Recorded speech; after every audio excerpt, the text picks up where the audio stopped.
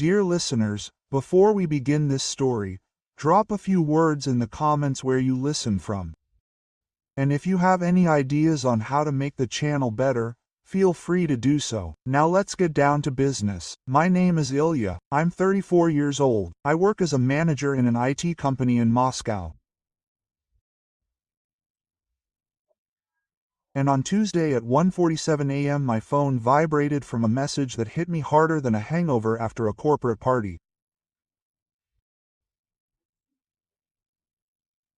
The letter was from my wife Irina, 31. She was supposed to be at a business conference in Krasnaya Polyana, but instead of boring presentations she sent a photo. She and Sergey, her colleague, are posing in some kind of aliphatic wedding photo zone at a casino, smiling like two morons, and holding some certificates with seals in their hands. The text read, "I just married Sergey. I led you by the nose for 8 months." Quote, "It was easier than pie to fool such a simpleton. Thanks for everything, fool. Live in your sad yardstick now." I stared at the screen for about 30 seconds with a face like I saw last year's Olivier salad stirring in the fridge. Then, with the dignity of a Shakespearean hero, I sent her one word. "Got it?" And cut off the microphone, as they say. Before she could blink, I realized that I had to act with lightning speed. Irina could be a cunning schemer, but when it came to finances, she was a complete zero. Everything was registered in my name, a townhouse in the Odintsovsky district, bought before the marriage. By the way, bank accounts in Tenkov, Izber, even her cards were just additional to my account. Rookie mistake, Irinka. At 2 a.m., I blocked all her cards. Through a mobile app, I changed the passwords for banking, mail, government services, from everything she had access to. Then I called an emergency locksmith from a 24-hour service. 12,000 rubles. A bit pricey for a night call, but worth every penny. The receipt was saved in the app. The documents are ours. Everything, as they say. The locksmith rushed in at 4:30 in the morning, changed the locks on the front door to New Gordian, reprogrammed the remote control for the sliding gate. By 5 o'clock in the morning, the fortress was impregnable. I crawled back into bed with a sense of accomplishment and a slight lack of sleep, like a ninja after a night operation. At 9 o'clock in the morning, I got up and went to the kitchen. I'm sitting, sipping cold tea with lemon, watching the latest episode of Knife Fight with Konstantin Ivlev on YouTube. Nothing lifts the mood more than watching Ivlev yell at the chef, who considers mayonnaise a universal sauce for all dishes. And then bam, bam, bam. The front door shook as if someone was trying to knock it down with a battering ram. At first I thought maybe the water filter retailers were being particularly persistent, but no. I looked through the peephole. She, Irina, red as a lobster, furious, tugging at the door handle as if trying to rip it out by the roots. "Open the door immediately. Why aren't my keys working?" Quote, she yelled. I took a big sip of tea, calmly walked over to the refrigerator, took out a 1.5-liter bottle of cold water, which I usually keep for the heat and uninvited guests. I walked up to the door, sighed, and opened it slightly on the chain. "Oh, Irochka, your keys don't work because you don't live here anymore. Remember Krasnaya Polyana, Sergey, the wedding photo zone?" "Ilya," she yelled. "You have no right. This is illegal." And before she could unfold the prepared tirada, I splashed 1.5 liters of ice water right in her face through the crack in the door. She squealed as if I had poured acid on her instead of water, and jumped back from the porch like a scalded cat. "Cool down, darling, and get lost." I politely but firmly closed the door and returned to Ivlev, who is just tearing the establishment to pieces for its dirty hood. Wonderful parallels with life. Voyeurin in 5 minutes. Yes. She called the police and claimed that I had attacked her with a dangerous object. A patrol car arrived, ready to sort things out. Citizen, we have received a call about a domestic dispute. Your wife claims that you are not letting her into the house and that you threw a glass object at her.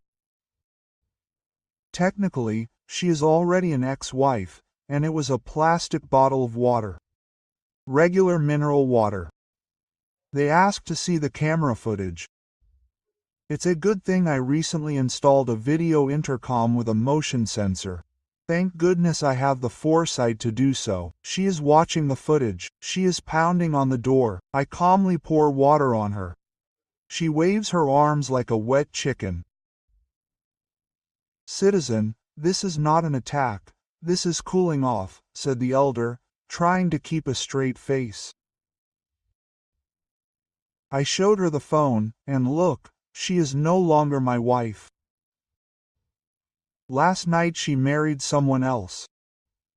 Here's a message with a photo. The elder raised his eyebrows. The younger barely suppressed a grin. She also claims that you appropriated her property and money, they continued. Comrade police officers, I have documents for the townhouse. Purchased before marriage, personal property, according to Article 36 of the Family Code. Bank cards are issued in my name. She was only the holder of additional cards. I did not touch her personal belongings. We checked the authenticity of the correspondence, looked at the documents. The district police officer, having spoken with Irina, said, Citizen, this is a civil law dispute. You are not registered here. The owner has the right to restrict access. Resolve this through the court, and I warn you, do not destroy other people's things. Article 7.17 Captain. Administrative. I hear whiskey. Irina is furious. The police said goodbye, told her to leave the area and left. She continued to yell for a long time about wet hair and moral damage. I returned to the house, brewed fresh tea, added lemon. Peace and quiet, until the next episode. We do not have children, thank God. I signed a contract with lawyer Roman Zuravlev. Who else can you rely on in such a situation? We met that same evening. It was necessary to act proactively. The next morning, when I was wondering whether to finally vacuum or continue the noble inaction, chaos returned. This time in the form of a whole landing party of naughty sportage. I heard the whistle of brakes, the slamming of doors and the unmistakable sound of impending drama. I look out the window. All of them. Irina, Sergei with the look of a beaten dog, who clearly regrets every decision he makes. Lyudmila Viktorovna, Irina's mother, clutching a bag of papers in her hands, as if they were sacred tablets. And Camilla. Oh, Camilla, Irina's sister, that's a separate song. Nature has awarded her such forms that they require separate insurance and warning signs. If she fell off a cliff, seismologists would record an earthquake. She doesn't walk, she floats majestically, and everything else obeys the laws of physics around her center of gravity. This armada moved towards the house like an assault squad. You're a coward, Irina screamed. You humiliated me in front of the police. Technically, you humiliated yourself. I was just a witness. Lyudmila Viktorovna tried to take matters into her own hands. Young man, this is still my daughter's house. Then why did your daughter marry another man in some casino in Sochi? Lyudmila Viktorovna, explain this riddle to me. Sergei stood behind everyone, looking as if he wanted to fall through the ground or teleport to another universe. Maybe not here, he muttered. Camila, in a top that emphasized her dignity rather than hid it, crossed her arms, almost causing a solar eclipse. "Are you acting childish, Ilya?" "I am acting childish. I did not cheat on my wife for 8 months, did not marry the first person I met in Krasnaya Polyana, and did not show up at my ex's with a whole camp, as if we were renting Dom 2. And then Irina, her eyes bulging, said, 'We are ordering a house appraisal. I need my other half.' I simply picked up the phone. Smile, you're alive. Oh yeah, and your second marriage automatically disqualifies you from any property rights. It's not a monopoly, baby. Pass the checkout." Lyudmila Viktorovna gasped as if I'd said something blasphemous. Sergei turned around and walked back to the car. Like, I was just passing by. And Camila, turning around and knocking down my mailbox by the gate with her bust, proudly walked away. I laughed so much that my stomach hurt. I called Roman. "The second act of the circus is over. I'll send you the video." Thank God for motion sensor cameras and tea with lemon. Sergei looked like he wanted to be anywhere but here. I think the euphoria from the wedding in Krasnaya Polyana quickly passed when he realized that his newlywed wife was effectively homeless and penniless. A few hours later, as I settled in with a shawarma and an old Steven Seagal action movie, Parn, the circus was back. Again? Have I made myself clear enough? Round 2. Same cast. Irina is now in full hysteria mode. Lyudmila Viktorovna jumps out of the car like a prosecutor at the trial of the century. Sergei still radiates the aura of a man who deeply regrets his existence. And Camila, I swear, these forms should be registered with Rostekhnadzor as an object of increased danger.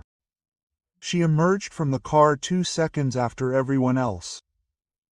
Apparently they needed time to maneuver. They tried everything. Lyudmila Viktorovna pointed her finger in the air like the conductor of an invisible orchestra. "I'm calling the police. This is illegal." I leaned against the doorframe, sipping my iced tea. "Oh, please, Lyudmila Viktorovna, do you want to do it again? Remember last time the police asked if I was okay?" She muttered something under her breath. Camilla stepped forward, thrusting her bust forward like a battering ram. "You're just a sick control freak." "Sorry, I didn't hear you.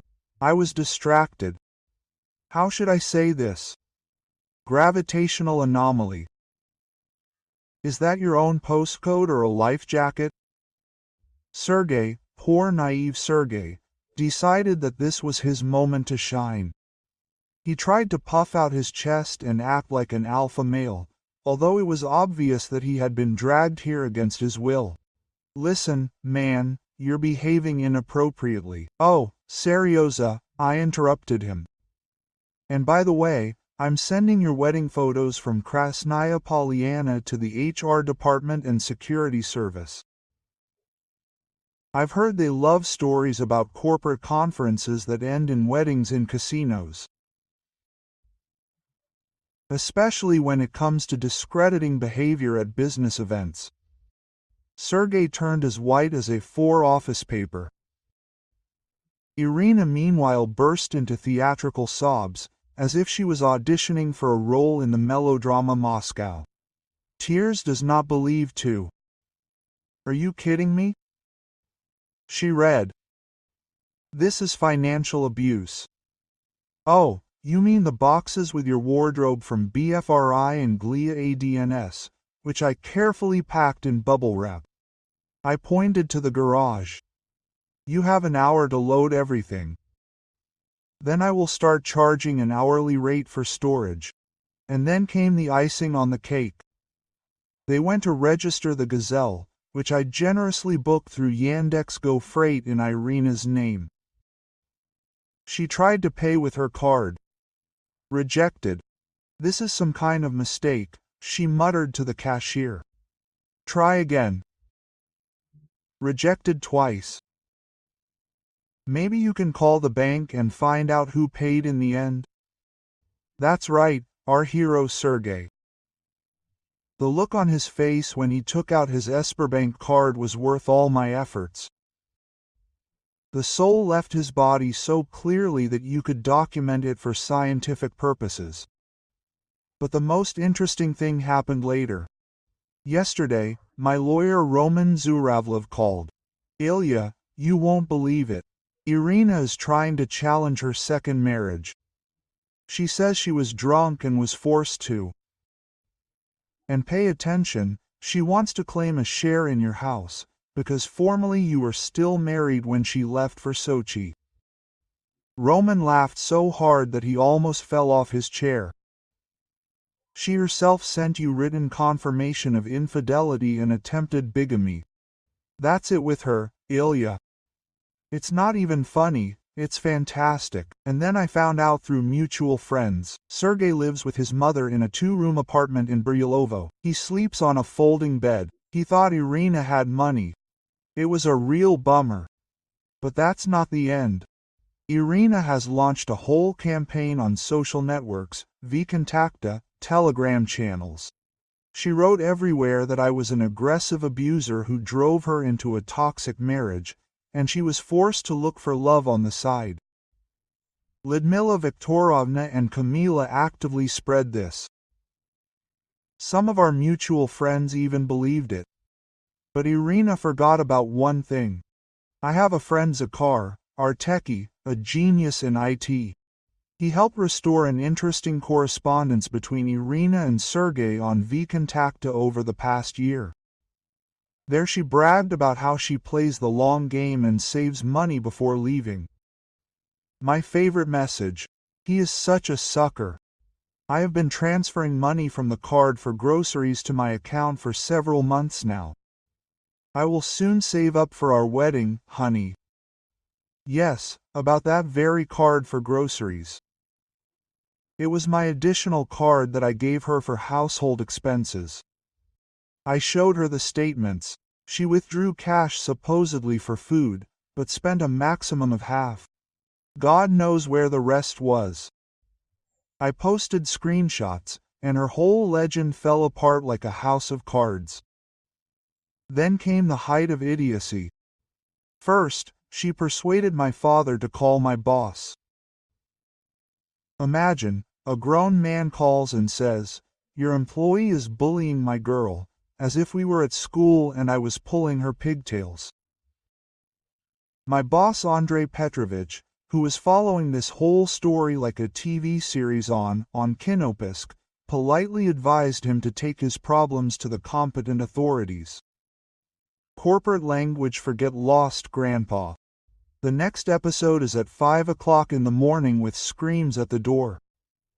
Irina tried to break down the door, screaming about Grandma's jewelry, as if Grandma died and left her the family diamonds. Spoiler: Grandma is alive, well, and wears this jewelry to the community center. Then there was the accusation of killing a cat. Friends, we never had a cat. I am allergic to cats. The most we had alive was a dying succulent, which she forgot to water for 3 months. But that's not all. She started calling my mom. Tears, a trembling voice, an Oscar-winning performance. I made a mistake. Sergey means nothing to me. My mother, who subsists exclusively on black coffee and sarcasm, replied, "Darling, you should have thought about this before you spent 8 months writing horizontally with him." Harsh, elegant, almost Shakespearean. But the absolute pinnacle of impudence happened yesterday. Galina Petrovna, Sergey's mother, called me. Her voice was like a mixture of cognac and condemnation. Quote, "Ilya, I think you should be generous and take Irina back. Sergey can't support his wife. He made a mistake. You know what young people are like. I had to go to jail. I was afraid that such impudence would give me a stroke. Forgive me, do I understand correctly? You are asking me to take back a woman who cheated on me with your son so that your son will not have to bear responsibility for his betrayal. Galina Petrovna without a hint of irony. But when you say it like that, it sounds selfish. Marriage is forgiveness. Forgiveness. Galina Petrovna is not a melodrama on Russia 1. It's a Tarantino-style scam. I hung up without waiting for an answer and laughed for about 20 minutes. Forgiveness. Of course, right after I forgive that non-existent cat for the suspicious death. Yesterday evening, Irina sent the last dramatic message from an anonymous number. Apparently, she's fighting blocking like a gorilla. You've ruined my life. I hope you're happy. I answered very much. Thank you for your concern. And I blocked this number too. Another day. Another anonymous SIM card banned. Tomorrow is the first hearing with the magistrate on divorce. Roman says, everything will be simple. Irina technically attempted to commit bigamy. You know, such a trifle to marry another man without dissolving the first marriage. Details, details. And I must say, the hearing did not disappoint. Pure judicial theater, material for the showman and the law. Irina showed up in a white dress. At the divorce hearing. In a white dress. The irony was so thick that you could cut it with a knife. Camilla came with her, a walking threat to public safety. I swear, you need permission from Rosteknadzor for this bust. The bailiff kept his distance out of self-preservation. The face of Judge Tatiana Viktorovna Kuzmina when they entered was priceless. Something is happening between what, and why am I doing this? And then, in the middle of the hearing, Roman leans towards me.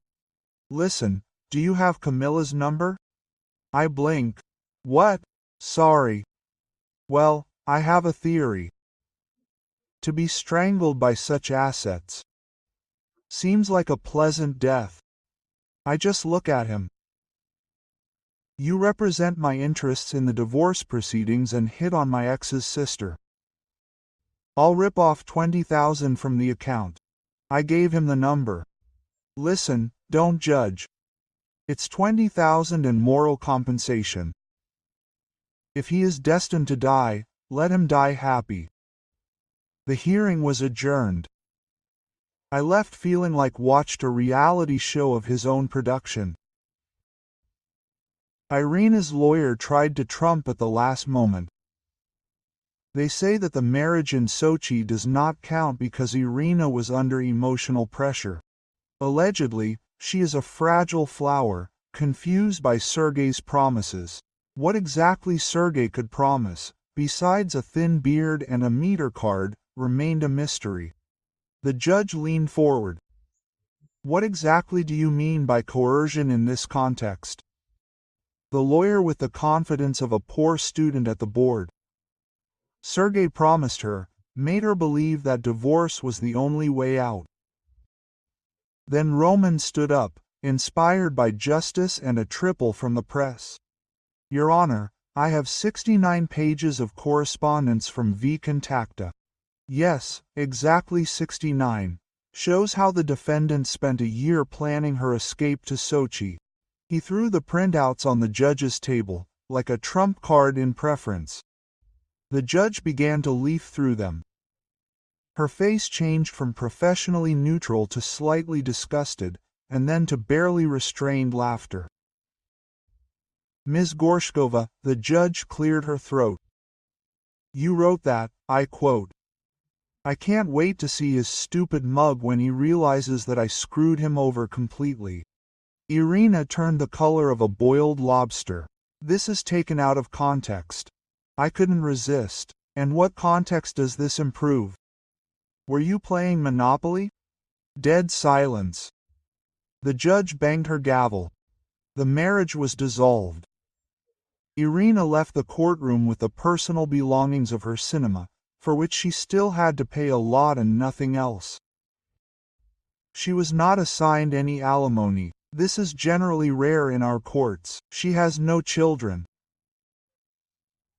But the court ordered her to pay me compensation of 30,000 rubles a month for 6 months for the fact that I paid for her advanced training courses last year.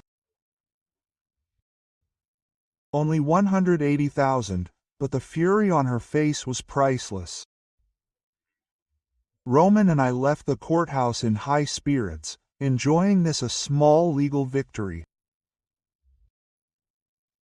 And then Lyudmila Viktorovna, Mother of the Year, if it's 1973 and the competitors are empty bottles, started screaming like a seagull whose last crust of bread was taken away. "You stole everything from my child." She waved her arms as if she was going to physically challenge the court's decision. Before I could blink, Camila, yes, that same walking threat, snatched a glass of Star's coffee and tried to splash coffee on me. Spoiler, she missed. A direct hit on Galina Petrovna, who came to support the young couple. As if this was a melodrama on Russia 1, and not another episode. Let them talk. And then a real coffee battle began. Caramel wrath flew in all directions, pumpkin armor splashed everyone within a 3 meters radius. Security had to intervene and separate the ladies, like in a school cafeteria, for emotionally unstable aunties. And Sergei wasn't even there. Galina Petrovna's heartbreaking screams revealed that her precious son had already started an affair with a 22-year-old barmaid whom drumroll had met at his own wedding in a hotel bar in Krasnaya Polyana. Because, of course, Irina had a breakdown then too. Not just a tear or a dramatic look into the distance. No, a full-blown hysteria with snot, sobs, and sounds that only babies or dehydrated tourists make. Everything was supposed to go wrong, she sobbed, as if the universe hadn't given her a loyalty card for emotional manipulation. Camilla, already slightly sticky from the remains of Lada, tried to console her sister. "Everything is fine, honey. You can stay with me." To which Irina replied through her snot, "I can't. Your apartment smells of cats and melancholy, and your mattress is all in pellets." Even Camila looked tired at that moment, as if she remembered that she had left her dignity somewhere in a past life. According to the latest rumors, Irina lives with her parents. Sergei is engaged to that barmaid. Both were fired by mutual agreement after an internal investigation. Lyudmila Viktorovna was banned from visiting 2 chocolate shops for pestering the borists, who looked vaguely like Sergei. One poor guy was just making cold coffee when she started yelling, "I know what you did to my daughter. You are a sellout coffee soul." Camila, meanwhile, went public, started a blog on Telegram about how she broke up with toxic relatives and about the daily difficulties of finding lingerie for plus-size women. I read it twice and saved it. For scientific purposes, of course, Galina Petrovna is now suing Irina for moral damage caused to her son. Which sounds especially ridiculous coming from a woman whose offspring found a new passion playing poker during his honeymoon. And I'm thriving. Sold a townhouse for much more than the market price. It turns out that a scandalous story provides excellent traffic to the Nazis.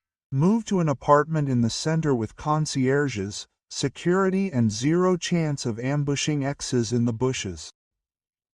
And the best part, I started dating Evgenia from the fitness club. She thinks this whole story is hilarious. Last week she brought me coffee with the inscription, "Not Sergei" in marker on the glass. I laughed so hard I almost pulled my abs. Roman framed a printout of that certificate from Krasnaya Polyana. Now it hangs in his office. Between the diploma and the sticker. Divorce is cheaper than a fight. People always ask if I regret being so petty. No, not a drop. She played stupid games, won the main prize at the clown circus. My only regret is that I didn't notice the red flags sooner.